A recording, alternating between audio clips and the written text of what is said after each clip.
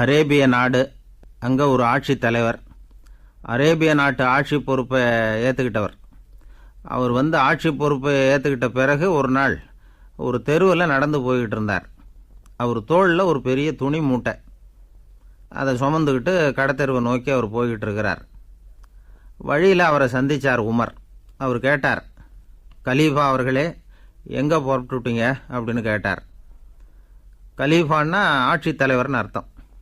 இதுக்கு அவர் சொன்னார், நான் துணி வணிகம் செய்கிறவன், அதனால் துணி வியாபாரம் செய்கிறதுக்காக போயிட்டுருக்கிறேன்னார். நீங்கள் இப்போ இந்த நாட்டுக்கு ஆட்சி தலைவர், ஆட்சி பொறுப்பில் இருக்கிறீங்க. நீங்கள் வியாபாரம் செய்ய போட்டால் அரசு பணிகளை செய்கிறது யார் அப்படின்னு கேட்டார் அவர். நான் அரசு பணிகளை மட்டுமே செஞ்சுக்கிட்டு இருந்தா என் குடும்பத்தை காப்பாற்றுறது யார் அப்படின்னு கேட்டார் அவர். இப்படி கேட்டவர் யார் தெரியுமா? அவர் தான் அபூபக்கர், இறை தூதர் முகமது அவர்களுக்கு பிறகு கலீஃபாவாக தேர்ந்தெடுக்கப்பட்டவர். அப்போலாம் ஆட்சி தலைவர்களுக்கு சம்பளம்னு எதுவும் கிடையாது. இந்த பிரச்சனையை எப்படி தீர்க்கிறதுன்னு யோசனை பண்ணார் உமர். அபு உபைதா அவர்கள்கிட்ட அழைச்சிட்டு போனார். அவர் யாருன்னா, அவர் தான் பொது நிதி கருவூலத்தின் பொறுப்பாளர். அவர்கிட்ட பிரச்சனையை சொன்னார். இது மாதிரி ஆட்சி தலைவருக்கு பொது நிதியிலிருந்து ஊதியம் அளிக்க முடியுமான்னு கேட்டார். பொது நிதி விதிகளின்படி அதுக்கு சாத்தியம் இல்லைன்னு சொல்லிவிட்டார் அவர். சரி, வேற ஏதாவது வழி இருக்குதான்னு கேட்டார் உமர். அபு உபைதா கொஞ்சம் யோசனை பண்ணி பார்த்தார். அப்புறமா சொன்னார், மக்காவிலிருந்து மதீனாவுக்கு குடிபெயர்ந்து வந்த அகதிகளுக்கு நிதி உதவி அளிக்கிறதுக்கு விதிகளில் இடம் இருக்கு. அப்படி பார்த்தா அபூபக்கரும் அகதி தானே, அதனால எல்லா அகதிகளுக்கும் கொடுக்கறது மாதிரியே அவருக்கும் ஒரு தொகை அளிக்கலாம்னார். கலீஃபா அபூபக்கருக்கு இந்த அகதி உதவி தொகையைத்தான் கொடுத்துட்டு வந்தாங்களாம். குடும்ப செலவுக்கு அது போதுமானதா இல்லை. இருந்தாலும் கலீஃபாங்கிறதுக்காக மற்ற அகதிகளை விட அதிகமாக தொகையை பெற அவர் விரும்பலை. மார்பு பக்கம் கிழிஞ்சிருந்த ஒரு மேலாடையை தான் அவர் அணிஞ்சிருந்தார். அவருடைய துணைவியார் அஸ்மா, அவங்க ஒரு நாள் தேன் அருந்த ஆசையாக இருக்குன்னாங்களாம். நமக்கு கிடைக்கிற ஊதியம் குடும்ப செலவுக்கே போதுமானதா இல்லையே, இந்த நிலையில் தேன் வாங்கிறதுக்கு காசுக்கு நான் எங்கே போவேன்ருக்கார் அவர். கொஞ்ச நாள் கழித்து அவங்க ஒரு தொகையை அவர்கிட்ட கொடுத்து தேன் வாங்கிட்டு வர சொன்னாங்களாம். இவருக்கு ஆச்சரியம், ஏது இந்த பணம்னு கேட்டிருக்காரு. நீங்கள் தினமும் குடும்ப செலவுக்காக கொடுத்துக்கிட்டு வந்த பணத்தில் கொஞ்சம் கொஞ்சமாக மிச்சப்படுத்தி வச்சேன்னாங்களாம். அபூபக்கர் அந்த பணத்தை எடுத்துக்கிட்டு நேராக பொது நிதி கருவூல பொறுப்பாளர்கிட்ட போனார். இந்த பணத்தை பொது நிதியில் சேர்த்துருங்க, இது அதிகப்படியாக எனக்கு தரப்பட்டு வந்த ஊதியம், அடுத்த மாதத்திலேருந்து இந்த தொகையை குறைச்சிங்கன்னு வேற சொல்லிவிட்டாராம். பசியை தணிக்க தேவையான அளவு உணவு, ஒரு ஜோடி உடை, இதை தவிர கூடுதலாக மக்கள் பொது நிதியிலிருந்து வாங்கிக்கிறதுக்கு என் குடும்பத்தாருக்கு உரிமை இல்லை அப்படின்னு சொல்லி கண்டிப்பாக சொல்லிவிட்டாராம். அவர் வாங்கிட்டு வந்த இந்த குறைந்த ஊதியம் கூட அவர் மனசை உறுத்திக்கிட்டே இருந்தது. கடைசி நேரம் அவர் தம்முடைய மகள் ஆயிஷா அவர்களை அழைச்சார். மகளே, இதுவரைக்கும் பொது நிதியிலிருந்து நான் வாங்கிட்டு வந்த தொகை என்னுடைய இதயத்தில் பாரமாக அழுத்திக்கிட்டு இருக்கு. என் தோட்டத்தை விற்று அதில் வர்ற பணத்திலிருந்து நான் இதுவரைக்கும் வாங்கிட்டு வந்த ஊதிய தொகையை கணக்கு போட்டு பொது நிதியில் சேர்த்துடு அப்படின்னாராம். பதவி ஏற்கிறதுக்கு முன்னாடி தன்கிட்ட இருந்ததை விட இப்போ கூடுதலாக என்ன சொத்து இருக்குன்னு பார்த்துருக்கார். ஒரு ஒட்டகம், ஒரு கோப்பை, ஒரு பணியாள். இதையும் அடுத்தபடியாக கலீஃபாவா வர்றவர்கிட்ட ஒப்படைச்சிருங்க அப்படின்னு விட்டாராம். அதே மாதிரி அடுத்து வந்த உமர்கிட்ட ஒப்படைச்சாங்க. அப்போ உமர் சொன்னாராம், அபூபக்கரே, இந்த முன்மாதிரியால் உங்களுக்கு பிறகு இந்த ஆட்சி பொறுப்பை ஏற்கிறவர்களை பெரும் நெருக்கடிக்கு ஆளாகி விட்டீங்க அப்படின்னு சொல்லி ரொம்ப கண் கலங்கினாராம். கடைசியாக அபூபக்கர் தன்னுடைய குடும்பத்தாருக்கு விட்டு சென்ற சொத்து ஒரு படுக்கை விரிப்பு, ஒரு போர்வை, அவ்வளவுதான். இது சிந்திக்க வேண்டிய ஒரு செய்தி. ஒரு ஊரில் ஒரு மன்னர் இருந்தாராம். அமைச்சர் அவர்கிட்ட சொன்னாராம், மன்னா, நம்ம ராஜ்யத்தில் இனிமே லஞ்ச ஊழலே இருக்காதுன்னாராம். ஆஹா, அப்படின்னா ஊழல் பேர் வழிகளையெல்லாம் நாடு கடத்தியாச்சா அப்படின்னு கேட்டிருக்காரு மன்னர். இதுக்கு அவர், அப்படி இல்லைங்க, இனிமே கொடுக்கறதுக்கு ஜனங்கள்கிட்ட பணமே இல்லை. இந்த உலகத்தில் எல்லாருக்கும் மகிழ்ச்சி தரக்கூடிய ஒரு பொருள் எது? இது ஒரு முக்கியமான கேள்வி. இந்த கேள்விக்கு பொருத்தமான ஒரு பதிலை உங்களால் சொல்ல முடியுமா? அதாவது கொஞ்சம் யோசித்து பார்த்தா பணம்னு சொல்லலாமா? இப்போ கையில் காசு இல்லாதவங்ககிட்ட ஒரு 10 ரூபாய் கொடுத்தா அது அவனுக்கு சந்தோஷத்தை கொடுக்கும். ஏற்கனவே வருமான வரி பிரச்சனையில் சிக்கி இருக்கிறவர்கிட்ட இன்னும் கொஞ்சம் பணம் இந்தாங்கன்னு சொல்லி கொடுத்தோம்னா அது அவருக்கு சங்கடத்தை தான் கொடுக்கும். அதனால் அந்த கேள்விக்கு பணங்கிறது பொருத்தமான பதிலாக இருக்க முடியாது. கேள்வி என்னன்னா, இந்த உலகத்தில் எல்லாருக்கும் மகிழ்ச்சி தரக்கூடிய ஒரு பொருள் எது? சரி, இனிப்புன்னு சொல்லலாமா? ஏன்னா எல்லாருக்கும் இனிக்க தானே செய்யும். அதுலேயும் ஒரு சிக்கல் இருக்குது. சர்க்கரை வியாதிக்காரங்களுக்கு அது என்ன சந்தோஷத்தையாக கொடுக்கும்? ஆக எல்லாருக்கும் வேறுபாடு எதுவும் இல்லாமல் மகிழ்ச்சியை கொடுக்கக்கூடியது வேறு ஏதோ ஒன்று இருக்குது. அது என்னன்னு கண்டுபிடிக்கணும். அதுதான் இன்றைக்கி தகவல்.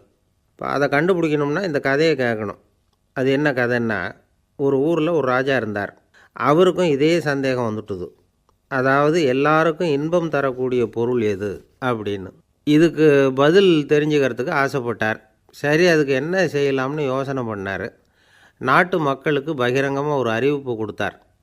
நம்ம நாட்டு மக்கள் இன்பம் தரக்கூடிய பொருள் எதுன்னு நினைக்கிறாங்களோ அதை கொண்டுக்கிட்டு வந்து அரண்மனையில் உள்ள கண்காட்சி மண்டபத்தில் வைக்கலாம். அப்படி அவங்க வைக்கிற பொருள்களில் எது எல்லாருக்கும் இன்பம் தரக்கூடியதாக இருக்குமோ அதை வச்சவருக்கு 1000 பொற்காசுகள் பரிசு அப்படின்னு அறிவிப்பு கொடுத்துட்டார். ஜனங்கள் இந்த அறிவிப்பை கேட்டாங்க. அதுக்கப்புறம் சும்மா இருப்பாங்களா? 1000 பொற்காசுன்னா சும்மாவா? அவங்க கையில் என்னென்ன கிடைச்சதோ அதையெல்லாம் கொண்டாந்து அரண்மனை காட்சி மண்டபத்தில் வச்சுட்டாங்க. அதுக்கப்புறமா ராஜா அங்கே வந்தார். ஒவ்வொன்றா பார்த்துக்கிட்டே வந்தார். முதல்ல ஒரு குயில் இருந்தது, இனிமையாக பாடக்கூடிய குயில். இந்த குயிலோட இன்னிசை எல்லாருக்கும் இன்பம் தரக்கூடியது தான். இருந்தாலும் காது கேட்காதவங்களுக்கு இந்த இசை எப்படி இன்பம் தர முடியும்? அதனால் இது சரியில்லைன்னு விட்டார். அடுத்தபடியாக போனார். அங்கே என்ன வச்சுருக்குறாங்கன்னு பார்த்தா ஒரு அழகான மயில் அங்கே தோகை விரித்து ஆடிக்கிட்டு இருக்குது. இந்த மயிலோட ஆட்டம் மனசுக்கு இன்பம் தரக்கூடியது தான். இருந்தாலும் பார்வை இல்லாதவங்க இந்த ஆட்டத்தை பார்த்து ரசிக்க முடியுமா? முடியாது. அதனால் இதுவும் சரியில்லை அப்படின்னு சொல்லிவிட்டார். அதுக்கு அடுத்தபடியாக போனார். பல வகையான இனிப்பு பண்டங்களை வச்சுருந்தாங்க. பார்த்தார், வயசானவங்களுக்கும் நோயாளிகளுக்கும் இது இன்பம் தராது, துன்பம் தான் கொடுக்கும் அப்படின்னார். இப்படி ஒவ்வொன்றா பார்த்துக்கிட்டே போகிறார். அழகான மலர்கள், கனிகள், ஓவியங்கள் எதுவுமே பொருத்தமாக தெரியல. சகல பேருக்கும் இன்பம் தரக்கூடிய வகையில் எதுவும் இல்லை. கடைசியாக வந்தார். அங்கே ஒரு களிமண் பொம்மை இருந்தது. அது என்ன பொம்மை தெரியுமா? பசியால் வாடி இருக்கிற ஒருத்தருக்கு ஒரு அம்மா இனிமையாக பேசிக்கிட்டு சோறு போடுறது மாதிரி அந்த பொம்மையை செஞ்சுருந்தாங்க. அதுக்கு கீழே அன்பு அப்படின்னு எழுதியிருந்துதான். ராஜா பளிச்சுன்னு ஒரு முடிவுக்கு வந்தார். அந்த பொம்மையை செஞ்ச சிற்பியை வரவழைச்சார், பரிசு கொடுத்தார். அன்பு ஒன்று தான் எல்லாருக்கும் இன்பம் அளிக்கக்கூடிய பொருள். காது கேட்காதவங்களும் அதை கேட்க முடியும், பார்வை இல்லாதவங்களும் அதை பார்க்க முடியும், குழந்தைகளும் அதை உணர முடியும் அப்படின்னு அதுக்கு விளக்கம் கொடுத்தார் அந்த மன்னர். இந்த உலகத்தில் எல்லாருக்கும் மகிழ்ச்சி தரக்கூடிய ஒரு பொருள் அன்பு தான். அதை புரிஞ்சுக்கிட்டு தான் சில கணவன்மார்கள் மனைவி பேரில் ரொம்ப அன்பை காட்டிக்கிறது வழக்கம். ஒரு வீட்டு வாசப்படி பக்கமாக மழைக்கு ஒதுங்கினார் ஒருத்தர். மழை தூரிக்கிட்டு இருந்தது, இருட்டு நேரம். அந்த வீட்டில் இருந்தவர், இன்றைக்கி ராத்திரி வேணும்னா இங்கேயே தங்கிட்டு காலையில் போங்க அப்படின்னார். உடனே இவர் சொன்னார், ரொம்ப நன்றிங்க, ஒரு 10 நிமிஷத்தில் இதை வந்துவிடுறேன் அப்படின்னு சொல்லிவிட்டு எங்கேயோ ஓடினார். 10 நிமிஷம் கழித்து திரும்பி வந்தார். ஆமாம், எங்கே போயிட்டு வந்தீங்கன்னு கேட்டார் வீட்டில் இருந்தவர். நேராக எங்கள் வீட்டுக்கு போய் மனைவிக்கிட்ட இன்றைக்கி ராத்திரி இங்கேயே தங்கிக்கிறேன்னு சொல்லிவிட்டு வந்துட்டேன் அப்படின்னார் அவர். அன்பில் இது ஒரு ரகம். ஆசைப்படுறதில் தப்பு இல்லை, ஆனால் அந்த ஆசை தேவைக்கு தகுந்த மாதிரி இருக்கணும். தேவைக்கு மீறிய ஆசைகள் இருக்குது பாருங்கள், அது தேவையில்லை. இந்த கருத்தை வலியுறுத்தது மாதிரி ஒரு கதை உண்டு. தேவேந்திரனுக்கு திடீர்னு வீடு கட்டணும்னு ஒரு ஆசை வந்துதான். வீடுன்னா நாம் கட்டுற மாதிரி இல்லை. தேவேந்திரன் வீடுன்னா சும்மாவா? ஒரு பிரம்மாண்டமான அரண்மனை கட்டணும். அது மாதிரி இந்த 3 லோகத்துலேயும் ஒரு அரண்மனை கிடையாது அப்படின்னு எல்லாரும் சொல்லணும். இது அவனோட ஆசை. உடனே தேவ தச்சரான விஸ்வகர்மாவை கூப்பிட்டான், உத்தரவு போட்டான். விஸ்வகர்மா தன்னுடைய உதவியாளர்களை எல்லாம் கூப்பிட்டு ஒன்றா சேர்த்துக்கிட்டார். படாத பாடுபட்டு ஒரு பெரிய அரண்மனையை கட்டி முடித்தார். கட்டி முடிக்க 1000 வருஷம் ஆச்சு. தேவேந்திரன் பார்க்குறான். அவனுக்கு திருப்தி ஏற்படலை. என்னுடைய அந்தஸ்துக்கு இது ரொம்ப சாதாரணமான கட்டிடம், இதை விட இன்னும் பெருசாக கட்டு அப்படின்னா. தேவ தச்சர் திணறி போயிட்டார். அவரால் அதுக்கு மேலே எதுவும் செய்ய முடியல. என்ன பண்ணுறதுன்னு யோசனை பண்ணார். நேராக நாரதர் காலில் போய் விழுந்தார். நீங்கள் தான் என்னை இந்த பிரச்சனையிலேருந்து காப்பாற்றணும்னார். நாரதர் யோசனை பண்ணார். சரி, கவலைப்படாதேன்னார். நேராக இந்திரன்கிட்ட போனார். இந்திரன் நாரதரை பார்த்த உடனே வாங்கன்னு கூட்டிகிட்டு போய் அரண்மனையை காட்டினான். இது மாதிரி ஒரு அரண்மனையை நீங்கள் வேறு எங்கேயாவது பார்த்துருக்குறீங்களா அப்படின்னு ரொம்ப பெருமையாக கேட்டான். நான் பார்த்ததில்லை, ஆனால் என்னை விட வயசில் மூத்தவர் மகரிஷி லோமேசர், அவர் ஒரு வேளை பார்த்துருக்கிறாரா என்னமோ அப்படின்னார். உடனே அவரை மனசில் நினச்சி தியானம் பண்ணினார். அடுத்த கணம் லோமேசர் அங்கே வந்தார். இடையில் ஒரு சின்ன துண்டு, கையில் ஒரு கமண்டலம், தலையில் ஒரு பாய், அவ்வளவுதான் அவர்கிட்ட இருந்தது. எதுக்காக தலையில் எந்த பாய் அப்படின்னு கேட்டான் இந்திரன். என்ன மாதிரி அற்ப ஆயுள் உள்ள ஒரு ஜீவன் தனியாக வீடு கட்டிக்கிட்டு திண்டாடணுமா? இந்த பாய் தான் ஒரு வீடு மாதிரி எனக்கு நிழல் கொடுக்குது அப்படின்னார் அவர். என்னது, உங்களுக்கு அவ்வளவு கொஞ்சமான ஆயுளா அப்படின்னு ஆச்சரியத்தோடு கேட்டான் இந்திரன். ஆமாம், இதை பாரு, என்னுடைய மார்பில் ஒரு பொற்காசு அளவுக்கு ரோமம் உதிர்ந்துட்டுது. எப்போ என் உடம்புல உள்ள எல்லா ரோமமும் உதிர்ந்துருமோ அப்போ என்னுடைய ஆயுள் முடியும் அப்படின்னார். எப்போ அந்த ரோமங்கள் பூரா உதிரும்னு கேட்டான் இவன். ஒரு பிரம்மா மறைஞ்சதும் ஒரு ரோமம் உதிரும். என் உடம்புல உள்ள ரோமங்களின் எண்ணிக்கை எவ்வளவோ அவ்வளவு பிரம்மாக்கள் தோன்றி அவங்க ஆயுள் முடியும் பொழுது என் உடம்புல உள்ள ரோமங்கள் பூரா உதிரும் அப்படின்னார். அப்படின்னா ஒரு பிரம்மாவோட ஆயுள் எவ்வளவு காலம்னு கேட்டான். ஒரு பிரம்மாவுக்கு 100 தேவ வருஷம். ஒவ்வொரு தேவ வருஷத்துக்கும் 365 தேவ நாள். ஒவ்வொரு தேவ நாள்லேயும் ஒன்றை மாதிரி 14 இந்திரர்கள் தோன்றி மறைகிறாங்க அப்படின்னு மகரிஷி லோமேசர் சொல்கிறார். இதை கேட்டதும் இந்திரன் ஆடி போயிட்டான். அவ்வளவு ஆயுள் உள்ள இவரே அற்ப ஆயுள்னு சொல்கிறார். நான் என்னுடைய ஆயுளை பெருசாக நினச்சிக்கிட்டு பிரம்மாண்டமான அரண்மனை கட்டணும்னு ஆசைப்படுறேனே அப்படின்னு நினச்சான். எனக்கு வீடு கட்டின வரைக்கும் போதும்னு விட்டான். அதனால் நாமெல்லாம் நம்முடைய தேவைக்கு தகுந்த மாதிரி ஆசைப்படுறது தான் நியாயம். ஆனால் அப்படியே நடந்துக்கிறோம். மனுஷன் கடவுளையே ஏமாற்றி காசு வாங்கிறதுக்குள்ள ஆசைப்படுறான். ஒருத்தன் கடவுளை நினச்சி தவம் இருந்தான். கடவுள் நேரில் வந்தார். தேவலோகத்தில் ரூபாய்க்கெல்லாம் என்ன மதிப்புன்னு கேட்டான். அங்கெல்லாம் ரூபாய்ங்கிறது உங்கள் பணத்தில் 1 கோடி ரூபாய்க்கு சமம். அதாவது தேவலோகத்தில் 1 ரூபான்னா இங்கே 1 கோடி ரூபா. அது மாதிரி எங்களுக்கு ஒரு நாளுங்கிறது உங்கள் கணக்கில் 1 கோடி வருஷத்துக்கு சமம் அப்படின்னார் கடவுள். அப்படின்னா எனக்கு நீங்கள் அதிகமாக எதுவும் தர வேணாம், உங்கள் கணக்குப்படி ஒரே 1 ரூபா கொடுங்க, அது போதும்னா இவன் ரொம்ப சாமர்த்தியமாக. கடவுள் யோசனை பண்ணார். அது ஒன்றும் கஷ்டம் இல்லை, 1 ரூபா தானே கேட்குற, கொடுத்துட்றேன். ஆனால் இப்போ வரும்பொழுது நான் எடுத்துக்கிட்டு வரல, எங்கள் கணக்குப்படியே 1 நாள் பொறுத்துக்க பணத்தோடு வந்துடுறேன் அப்படின்னு சொல்லிவிட்டு பறந்து போயிட்டார். ஒரு நாள் ஒரு தகப்பனார் தன்னுடைய பிள்ளையை அழைச்சிக்கிட்டு வந்தார். சார், இவன் சரியாக படிக்க மாட்டேங்கிறான், பெரியவங்களை மதிக்க மாட்டேங்கிறான், நீங்கள் கொஞ்ச நாள் இவனுக்கு குருவாக இருந்து நல்ல விஷயங்களை சொல்லி கொடுத்தா தேவையில்லைன்னார். பெரியவங்களையே மதிக்காதவன் எப்படி என்ன மதிக்க போகிறான் அப்படிங்கிறது நமக்கு யோசனை வரும் இல்லையா? வேணாங்க, என்னை விட்டுருங்க அப்படின்னோம். அவர் விட மாட்டேன்னு விட்டார். இல்லைன்னா அவரே சிஷ்யன் ஆகிடுவார் போல இருந்தது. சரி, வேறு வழி இல்லாமல் அந்த பையனையே என்னுடைய சீடை நான் ஏற்றுக்கிட்டு உபதேசமெல்லாம் பண்ண ஆரம்பித்தோம். அதாவது குரு பக்தின்னா அது எப்படி இருக்கணுங்கிறத பற்றி சொல்லி கொடுத்தோம் அவனுக்கு. சதமகர் அப்படின்னு ஒரு குரு இருந்தார். அவருக்கு ஒரு சீடர். அவன் பேர் துளசி சைதன்யன். நைஷ்டிக பிரம்மச்சாரி. தன்னுடைய குருவுக்கு எந்த நேரத்தில் எது தேவைங்கிறத புரிஞ்சுக்கிட்டு சேவை செய்கிறவன். ஆனால் இவனை பற்றி மற்ற சீடர்களுக்கு பொறாமை வந்துட்டுது. இவன் மட்டும் இப்படி இருக்கானேன்னு உடனே குருக்கிட்ட போய் கோல் மூட்டினாங்க. அவன் சரியில்லை, அவன் நடந்துக்கிறது சரியில்லை, அப்படி இப்படின்னு எதையாவது சொல்லி. இருந்தாலும் இதையெல்லாம் அந்த குரு நம்பலை. அவருக்கு தெரியும் யார் யார் எப்படின்னு. துளசி சைதன்யன் பெருமையை மற்ற சீடர்களுக்கு உணர்த்தணும் அப்படின்னு நினச்சார். அதுக்கு ஒரு வழி பண்ணார். ஒரு நாள் சீடர்களை எல்லாம் கூப்பிட்டுக்கிட்டு ஒரு காட்டு வழியாக போய்கிட்டு இருந்தார். அங்கே ஒரு பெரிய மலை அருவி கொட்டிக்கிட்டு இருந்தது.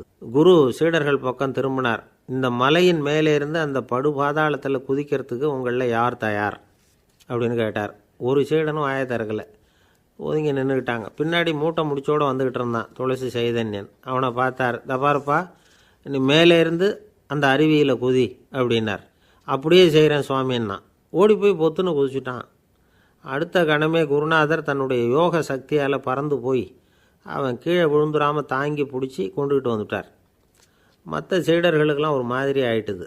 அடுத்தபடியாக என்ன பண்ணலாம்னு யோசித்தாங்க இவனை மாட்டி விடுறதுக்கு. ஒரு நாள் வெத்தலை அடிக்கிற ஒரு சின்ன உரலையும் உலக்கையையும் எடுத்து ஒளிய வச்சுட்டாங்க. சதமகர் சன்னியாசி இல்லை, அவர் வெத்தலை போடுவார். பல்லு சரியில்லை, அதனால் இடித்து தான் வெத்தலையை போடணும். திடீர்னு வெத்தலை பாக்கு கேட்டார். வழக்கமாக உரலில் இடித்து தர்றது தான் துளசியின் பழக்கம். உரலை தேடினா கிடைக்கல, என்ன பண்ணுறது? குரு கேட்டுவிட்டாரே, குரு சேவை தானே முக்கியம். என்ன பண்ணால் வெத்தலை பாக்க தன்னுடைய வாயில் போட்டு முன்னும் அதை எடுத்து அவர்கிட்ட கொடுத்துட்டான். குரு எதையோ படிச்சுக்கிட்டே அதை வாங்கி வாயில் போட்டுக்கிட்டார். துளசி இன்றைக்கி தாம்பூலம் நல்லா இடிக்கப்பட்டிருக்கு, ருசியாக வேறு இருக்குது, அதை இடித்த பாத்திரத்தை என் கண்ணால் பார்க்கணும்னு ஆசையாக இருக்குன்னு விட்டார். அதை மட்டும் அனுப்பி போய் நீ வர வேண்டான்னு வேற சொல்லிவிட்டார். இதை கேட்டதும் துளசி தவிச்சு போயிட்டான். இவன் போகாமல் எப்படி வாயை மட்டும் அனுப்பி வைக்க முடியும்? இவன் தவிக்கிறத பார்த்ததும் மற்ற சீடர்களுக்கெல்லாம் மனசுக்குள்ளே ரொம்ப சந்தோஷம். துளசி கொஞ்சமும் யோசிக்கலை, வாழை எடுத்தான், தன்னுடைய தலையவே அப்படியே அறுத்து வெட்டி எடுத்தான், இன்னொரு சீடங்கிட்ட கொடுத்துட்டான், எடுத்துகிட்டு போன்னு சொல்லி கொண்டுட்டு போய் குரு முன்னாடி வைக்கிறாங்க. அந்த தலையில் வாய் திறந்துருக்கு, வெத்தலை போட்டு முன்னு இருந்தது, தெரிஞ்சு போச்சு, சிவப்பாக இருந்தது. அவனுடைய குரு பக்தியை இப்போ எல்லாரும் ஒத்துக்கிட்டாங்க. அதுக்கப்புறம் குரு சதமகர் தன்னுடைய அற்புத திறமையினால் அந்த தலையை மறுபடியும் ஒட்ட வச்சுட்டார். துளசிக்கு உயிர் வந்துட்டுது. இப்படி ஒரு பெரிய கதை உண்டு. அதாவது துளசி சைதன்யன் அவனுடைய குரு பக்தி எப்படி அப்படின்னு கேட்டோம். ரொம்ப அபாரம் அப்படின்னு அந்த பையன் அடக்கமாக, சும்மா விளையாட்டுக்காக தான் அப்படி அவங்ககிட்ட கேட்டோம். ஏன்பா உன்னுடைய குரு பக்தியை என்கிட்ட காட்டுறதுக்கு உன்னோட கழுத்தை நீயே அறுக்கணும்னு நான் சொன்னால் அதை நீ செய்வியா அப்படின்னு கேட்டோம். என்னுடைய கழுத்தை நானே அறுக்க வேண்டிய அவசியம் இல்லை சார் அப்படின்னா அவன். ஏண்டான்னு, அதே காரியத்தை தான் இனிமேல் நீங்கள் தினமும் செய்ய போகிறீங்களே சார் அப்படிங்கிறான். ஒருத்தர் ரொம்பவும் மகிழ்ச்சியாக வந்துக்கிட்டு இருந்தார். என்ன விஷயம்னு விசாரித்தேன். நான் தோற்று போயிட்டேன், அதுதான் மனசுக்கு மகிழ்ச்சியாக இருக்குது அப்படின்னார். எனக்கு இது ரொம்ப ஆச்சரியமாக போச்சு. இந்த உலகத்தில் தோற்று போகிறவங்க யாரும் மகிழ்ச்சியாக இருக்கிறதில்ல. அப்படி இருக்கிறப்ப இவர் இப்படி சொல்கிறாரே, எங்கே தோற்று போனீங்கன்னு கேட்டேன். அதுக்கப்புறம் தான் அவர் விவரமாக சொன்னார். என்னோட 5 வயசு குழந்தையோடு நான் விளையாடிக்கிட்டு இருந்தேன்.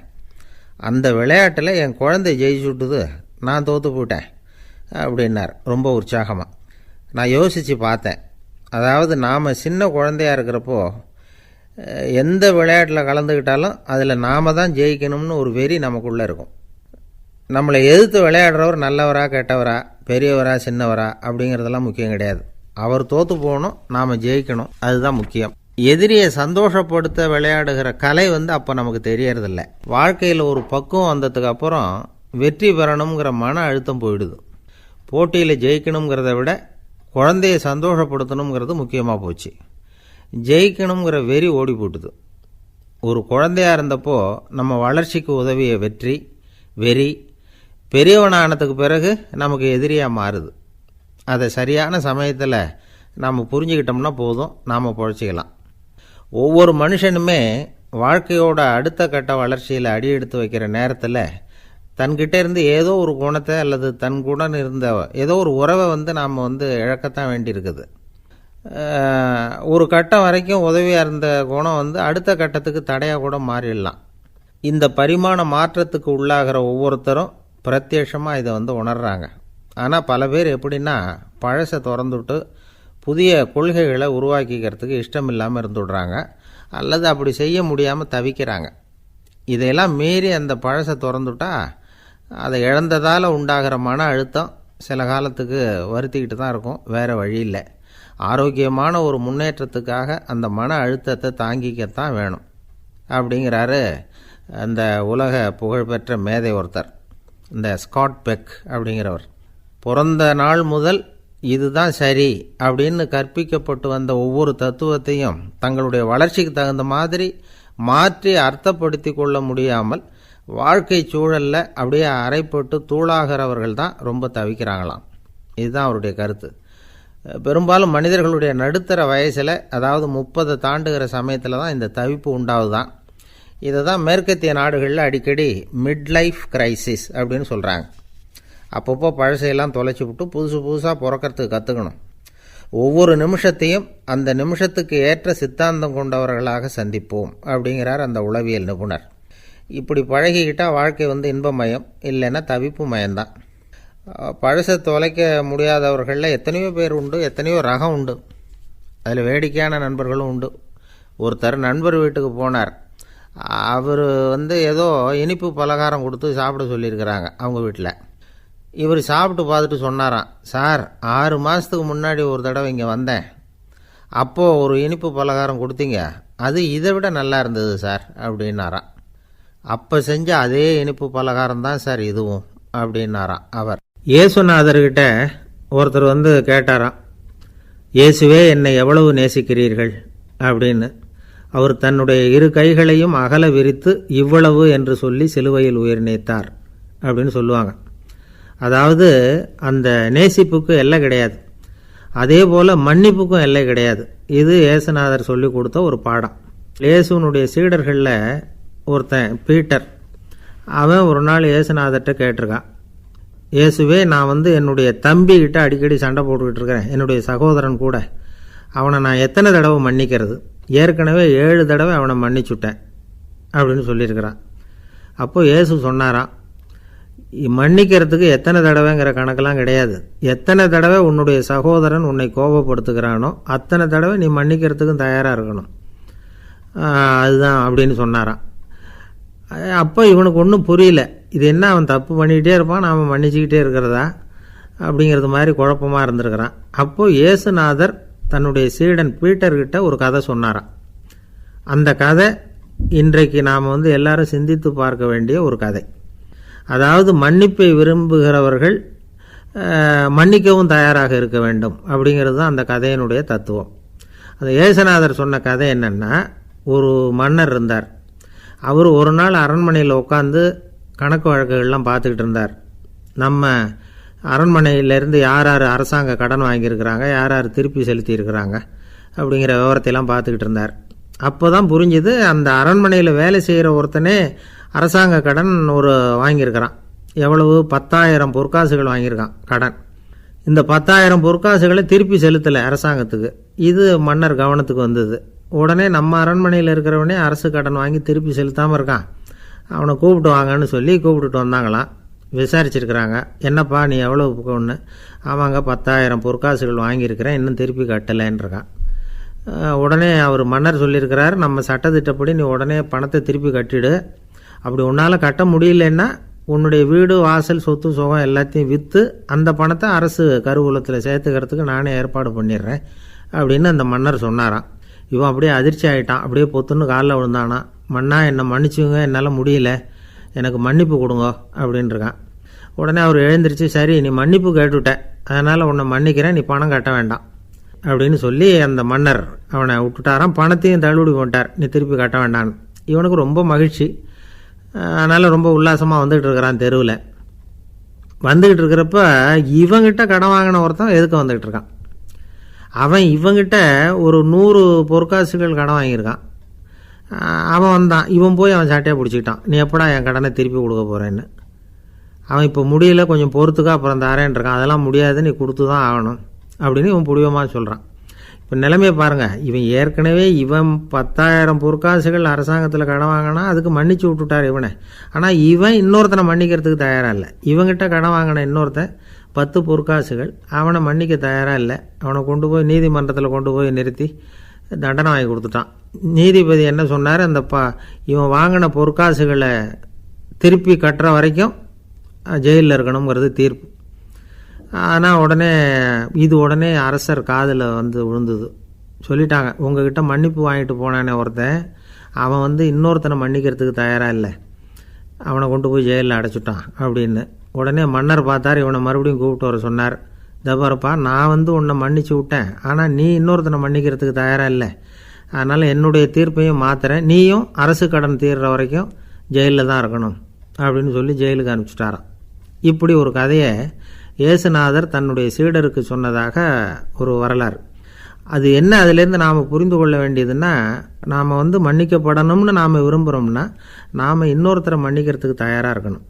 அதனால் நாம் இன்னொருத்தரை யாரையும் மன்னிக்க மாட்டோம், ஆனால் என்ன இன்னொருத்தர் மன்னிக்கணும் அப்படிங்கிறது மாதிரி செய்யக்கூடாதுன்னு சொல்லுவாங்க. அது மாதிரி நாம் இப்போ இது தப்பாக புரிஞ்சுக்கிறவங்களும் இருக்கிறாங்க. பாவம் மன்னிப்புங்கிறதுலாம் எதுக்குன்னா, அதாவது மறுபடியும் பாவம் செய்யாமல் இருக்கிறதுக்காக தான். அதான் மன்னிக்கிறாரே அப்படிங்கிறதுக்காக மறுபடியும் பாவம் பண்ணிகிட்டு இருக்கிறது இல்லை. அதான் ஒருத்தர் கேட்டாராம், பாவத்திலேருந்து மன்னிப்பு கிடைக்கணும்னா நீ என்ன செய்யணும் அப்படின்னு கேட்டிருக்கார். அதுக்கு அவன் சொல்லியிருக்கிறான், நான் முதல்ல பாவம் செய்யணும், அப்போ தானே மன்னிப்பு கிடைக்கும் அப்படின்னு நானாம். இப்படிப்பட்டவர்கள் தான் இன்றைக்கி உலகத்தில் அதிகமாக இருக்கிறாங்க. அதனால் இந்த மன்னிப்பின் மகத்துவங்கிறது இயேசுநாதர்கிட்டேருந்து தான் நாம் புரிஞ்சுக்கணும். அந்த இயேசு சொன்ன அந்த மன்னிக்கிற மனோபாவம் இருந்தால் இன்றைக்கி உலகம் பூராவும் அமைதி பூங்காவாக இருக்கும். அதில் ஒன்றும் ஆச்சரியமே இல்லை, அதில் ஒன்றும் சந்தேகமும் இல்லை. அதனால் மன்னிக்கிற மனோபாவத்தை நாம் எல்லாரும் நமக்குள்ளே வளர்த்து கொள்ள வேண்டும் அப்படிங்கிறது தான் நாம் இன்றைக்கு எல்லோரும் சிந்தித்து பார்க்க வேண்டிய ஒரு செய்தி. ஒரு வயசான அம்மா தெரு வழியாக போயிட்டு இருந்தாங்க. அவங்க கையில் எண்ணத்தையோ வச்சுக்கிட்டு அதை அடிக்கடி பார்த்துக்கிட்டே இருந்தாங்க. ஒருத்தன் மெதுவாக அவங்கக்கிட்ட போய் கையில் இருக்கிறது என்ன அப்படின்னு எட்டி பார்த்தா அவங்க கையில் 4 பல்லு இருந்துதான். இவன் ஆச்சரியமாக அந்த அம்மாவை பார்த்தான். ஏம்மா உனக்கு என்ன பைத்தியமா, ஏது இந்த பல்லு, இதை என்னத்துக்காக கையில் வச்சுக்கிட்டு அலைஞ்சிக்கிட்டு இருக்கிற அப்படின்னு கேட்டிருக்கான். அதுக்கு அந்த அம்மா விவரம் சொல்ல ஆரம்பித்தாங்களாம். இதை பாருப்பா, எனக்கு ஒரு மகன் இருந்தான், அவனை ரொம்ப செல்லமாக வளர்த்தேன். அவனை தரையிலே நடக்க விடுறதில்ல, எப்பவும் தூக்கி வச்சுக்கிட்டு இருப்பேன். அவன் நல்லா பெரியவனாகி பள்ளிக்கூடம் போகிறப்ப கூட அவன் புஸ்தக மூட்டையை நான் தான் சுமந்துக்கிட்டு போவேன். பார்க்குறவங்க கூட கேலி பண்ணுவாங்க, ஏம்மா படிக்க போகிறது நீயா உன் பிள்ளையான்னு கேட்பாங்க. அவன் இன்றைக்கி எவ்வளோ பெரிய மனுஷன் ஆகிட்டான், வெளிநாட்டில் பெரிய உத்தியோகத்தில் இருக்கான். சமீபத்தில் இங்கே வந்துட்டு போனான். ஒரு நாள் ஏதோ கோபத்தில் என்ன அரைஞ்சுட்டான். அப்போ இந்த 4 பல்லும் கீழே விழுந்துட்டுது. இன்னமும் கூட விழுந்திருக்கும், ஆனால் பல்லு தான் இல்லை. என் புள்ள அரைஞ்சதுனால விழுந்த பல்லு இல்லையா அது, அதனால் இதை எப்பவும் என் கையிலே வச்சுக்கிட்டு ஆசையோடு பார்த்துக்கிட்டு இருக்கிறேன். அவன் தான் வெளிநாட்டுக்கு போட்டான், அவனை பார்க்க முடியாத ஏக்கத்தை நான் இந்த பல்லை பார்த்து போக்கிக்கிறேன் அப்படின்னு நாங்களாம் அந்த அம்மா. இந்த கதை எதுக்காகன்னா, தாய் அன்பு அப்படிங்கிறது எப்படிப்பட்டதுங்கிறத புரிஞ்சுக்கிறதுக்காக. கல்யாணம் ஆனதுக்கு அப்புறம் தாயை மறந்து விடுறவங்க எத்தனை பேர் இந்த உலகத்தில், அவங்க காதில் வேணுங்கிறதுக்காக தான் இந்த தகவல். ஆனால் ஒரு விஷயம் மட்டும் நல்லா புரிஞ்சுக்கணும், தாயை மதிக்க தெரிஞ்சவங்க தான் இன்றைக்கி வாழ்க்கையில் எல்லா விதத்துலேயும் முன்னுக்கு வந்திருக்கிறாங்க. வேணும்னா விசாரித்து பார்த்துக்குங்க. இன்னொரு அம்மா இருந்தாங்க, அவங்க தினமும் ஒரு கோயிலுக்கு வருவாங்க. சாமியை பார்த்து, கடவுளே நான் இறந்து போனால் நரகத்துக்கு போகணும் அப்படின்னு வேண்டிக்குவாங்களாம். எல்லோரும் சொர்க்கத்துக்கு போகணும்னு தானே கடவுள்கிட்ட வேண்டிக்குவாங்க. இந்த அம்மா தினம் நான் நரகத்துக்கு போகணும் அப்படின்னு வேண்டிக்கிறாங்க. அங்கே இருந்த அர்ச்சகருக்கு இது சந்தேகம். ஒரு நாள் அதை நேரடியாகவே அவங்கக்கிட்ட கேட்டுவிட்டார். அதுக்கு அந்த அம்மா பதில் சொன்னாங்களாம், ஐயா எனக்கு கல்யாணம் ஆகி ரொம்ப நாள் வரைக்கும் குழந்த பாக்கியம் இல்லாமல் இருந்தது. கோயில் குளம் எல்லாம் சுற்றி வந்தேன். ரொம்ப நாள் கழித்து ஒரு குழந்த பிறந்தது, ஆண் குழந்தை. அவனை நான் ரொம்ப செல்லம் கொடுத்து வளர்த்தேன்.